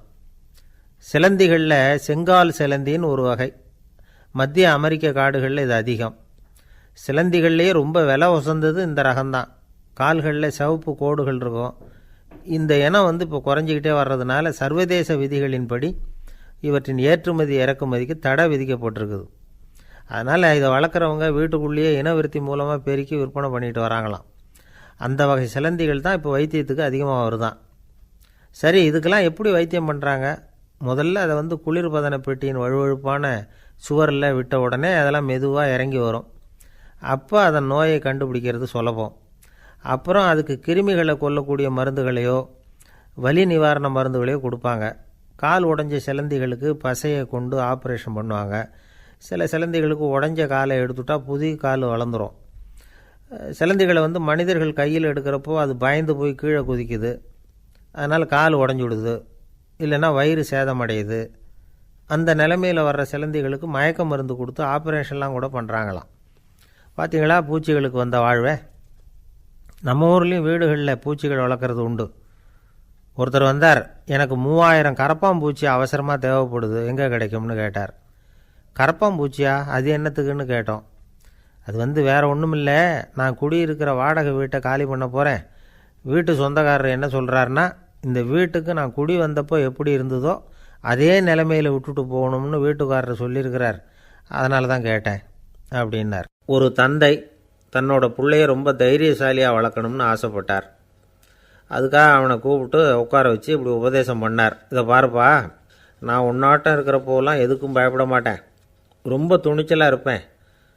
ஒரு நாள் ஒரு அப்பாவி எலியை ஒரு பூனை துரத்திட்டு ஓடிச்சு. நான் உடனே என்ன செஞ்சேன் தெரியுமா? அந்த பூனையை பிடிச்சேன், அது வாலில் ஒரு பட்டாசு சரத்தை கட்டினேன், கொளுத்தி விட்டேன். படபடன்னு வெடிக்க ஆரம்பிச்சுட்டுது. அது துள்ளிக்கிட்டு அங்கேயும் இங்கேயும் ஓடி இருக்கு பாரு ஓட்டம், ரொம்ப தமாஷு அப்படின்னார் அப்பா. இப்படி சொல்லிவிட்டு பையனை பார்த்து, இதை கேட்குறதுக்கு உனக்கும் துணிச்சல் வருதா? நான் என்னுடைய செயலை நீ கேட்குறப்போ உனக்கு துணிச்சல் வருதா அப்படின்னு கேட்டார். வருதுன்னா பையன். எப்படின்னா அப்படிங்கிற விவரத்தையும் சொன்னான் அவன். அதாவது எலியை விரட்டினத்துக்காக பூனை வாலில் பட்டாசு கொளுத்துனீங்க நீங்கள், பூனையை விரட்டினத்துக்காக உங்கள் கழுத்தில் பட்டாசு சரத்தை மாட்டினா என்னென்னு தோணுது எனக்கு அப்படின்னு நான் பையன். பையனோட துணிச்சல் அப்பாவே நடுங்க வச்சுட்டுது. அது சரி, ஒரு அப்பா பிள்ளைக்கு இப்படியா உபதேசம் பண்ணுறது? எல்லாருக்கிட்டையும் அன்பாக பழகிறது எப்படி அப்படின்னு சொல்லி கொடுக்கணும். பிஞ்சு உள்ளங்களில் நெஞ்ச தூவலாமா? ஒரு நாள் விநாயகர் ஒரு பூனையோடு விளையாடிக்கிட்டு இருந்தாராம். அப்படி ஆசையாக விளையாடிக்கிட்டு இருந்தப்போ அவரோட கை நகம் தவறுதெல்லாம் பூனையோட முகத்தில் பட்டுட்டு தான். அது ஒரு சின்ன கீறலை உண்டாகி விட்டுது. அப்பா அவர் அதை ஒரு பெருசாக நினைக்கல. கொஞ்ச நேரத்துக்கு அப்புறம் விநாயகர் வீட்டுக்கு வந்தார். அவங்க அம்மா பார்வதி தேவியை பார்த்தார். பார்வதி தேவி கன்னத்தில் விரலால் கீறினது மாதிரி ஒரு அடையாளம் இருந்தது. விநாயகருக்கு அதிர்ச்சி, ஆச்சரியம். நம்ம அம்மா இந்த உலகத்துக்கே தாயார், அப்பேற்பட்ட அவங்க முகத்திலேயே கீறலை உண்டாக்கக்கூடியவங்க யாராக இருக்க முடியும் அப்படின்னு யோசனை பண்ணார். தாயே, உன்னுடைய கன்னத்தில் இந்த வடு எப்படிம்மா ஏற்பட்டதுன்னு கேட்டார். குழந்தாய், இது நீ செஞ்ச காரியம்தான்ப்பா. உன்னுடைய கை நகம் கீறினதுனால ஏற்பட்ட வடு தான் இது அப்படின்னாங்க அவங்க. விநாயகர் திடுக்கிட்டு போட்டார். எப்படிம்மா அது? நான் எந்த காலத்துலேயும் ஒன்று அப்படி கீறினதாக எனக்கு நினைவு இல்லையே அப்படின்னார். இன்னைக்கு காலையில் ஒரு பூனையை கீறினதை நீ மறந்துட்டியா அப்படின்னாங்க அந்த அம்மா. விநாயகர் திகைச்சு போய் நின்னார். பார்வதி தேவி சொன்னாங்க, இதை பார்ப்பா, இந்த உலகத்தில் இருக்கக்கூடிய எல்லா உயிர்கள்லேயும் நான் இருக்கிறேன். நான் தான் இந்த உலகமாக ஆகியிருக்கிறேன். ஆகையினால நீ யாரை துன்புறுத்தினாலும் அது உண்மையிலேயே என்ன துன்புறுத்தினதாக தான் வந்து முடியும் அப்படின்னாங்க. விநாயகர் மனசுக்குள்ளே ஒரு வெளிச்சம் ஏற்பட்டு தான். அதுக்கப்புறம் அவர் யாரையுமே கல்யாணம் பண்ணிக்காததுக்கு அதுதான் காரணமாக.